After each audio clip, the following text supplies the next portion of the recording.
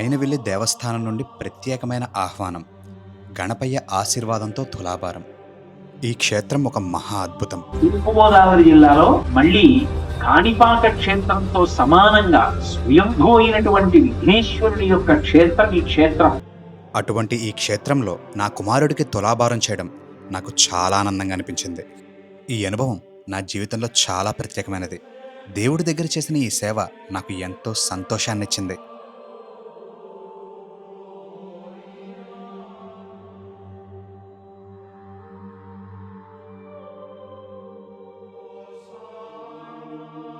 స్వామి ఆలయంలో చాలా ప్రత్యేకంగా స్వాగతం పొందాను. వేద మంత్రాలతో ఆలయ అర్చకులు, పూజారులు నన్ను ఎంతో గౌరవంగా లోపలికి తీసుకువెళ్లారు. అక్కడ స్వామిని చూస్తుంటే నాకు అసలు కళ్ళే సరిపోలేదు. మనిషి తన జీవితంలో ఒక్కసారైనా దర్శించుకోవాల్సినటువంటి క్షేత్రం ఇది. ఒక్కసారి స్వామిని చూడండి, ఎంత అందంగా ఉన్నారో.